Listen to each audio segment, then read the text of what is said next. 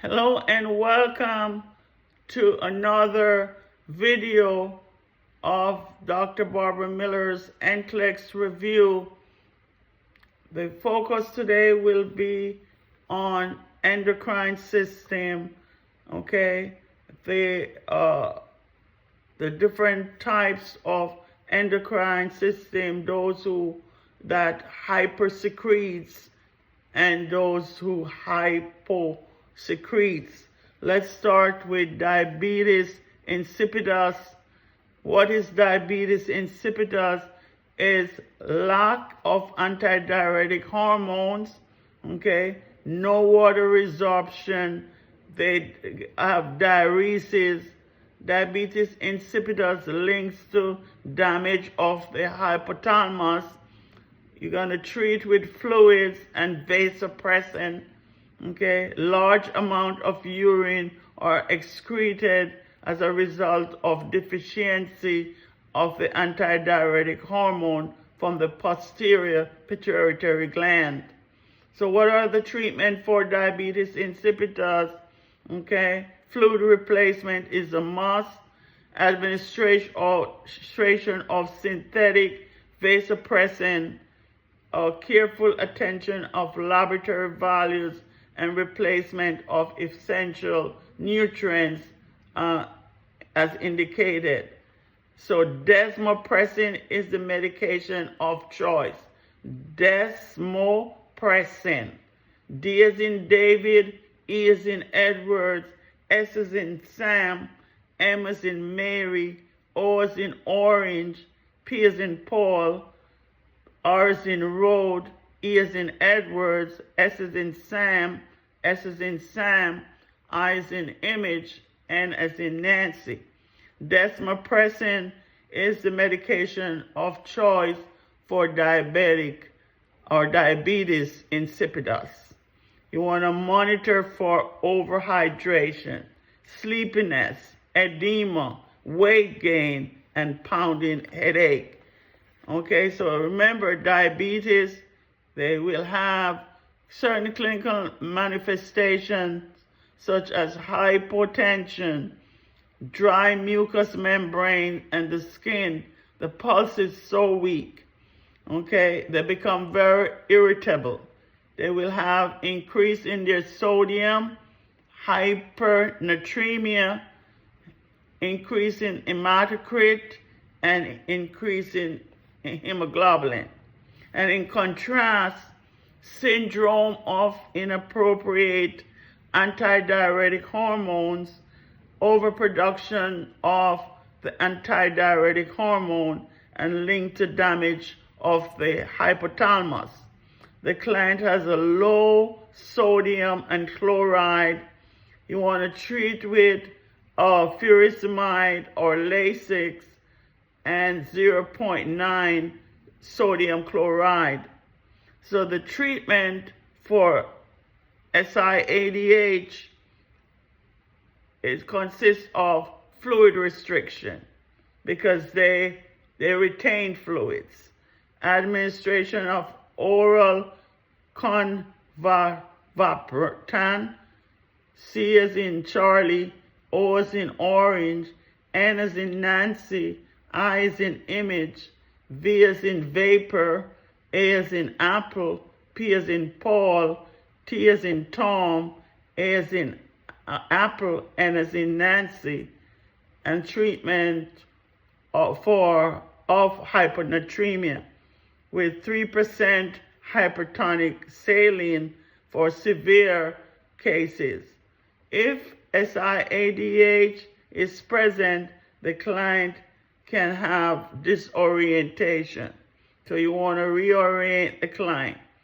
Headaches, they will demonstrate clinical manifestations such as headaches, vomiting, muscle weaknesses, decrease in level of consciousness, irritability, loss of thirst, and weight gain. If severe or untreated, this condition can cause seizure and coma. So remember, the clinical manifestations for SIADH, hyponatremia, decreased urine output, decreased hematocrit, decreased hemoglobin, tachycardia, bounding pulse, and weight gain. So the next endocrine disorder is hypothyroidism, low thyroid hormone, slow metabolism, bradycardia. So what's the complication for hypothyroidism? Myxedema coma, hypermetabolic coma. What are the symptoms? Slow metabolism, hypoventilation, hypothermia, hypotension. Their lifelong medication is Synthroid or levothyroxine. Hyperthyroidism, excessive thyroid hormone. They also call hyperthyroidism Graves' disease. You will see they have a goiter, okay, swelling of the neck area. They have bulging eyeballs, okay, called exophthalmos. What are the clinical manifestations? Tremors, tachycardia, palpitations. And Cushing's syndrome. Cushing's syndrome, hypersecretion or hypercortisolism caused by oversecretion of the hormone and the adrenal cortex produces. This can result a tumor in the pituitary gland, resulting in the release of hormone, adrenocorticotropic hormones. They result from long-term glucocorticoids to treat conditions such as asthma or rheumatoid arthritis. Patient has a high risk for fluid volume excess. You always to monitor fluid and electrolyte. Okay, what are the clinical manifestations? When you look at a patient who has Cushing's syndrome, they will have moon face, buffalo hump, neck fat, high blood sugar,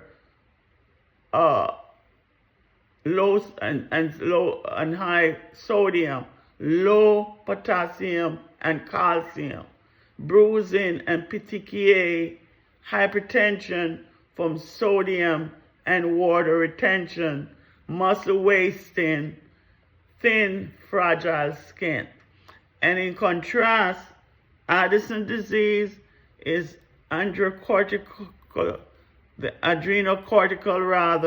insufficiency that is caused by damage or dysfunction of the adrenal cortex. The production of mineral corticoids and glucocorticoids is decreased, resulting in decreased aldosterone and cortisol. So what are the clinical manifestations of Addison?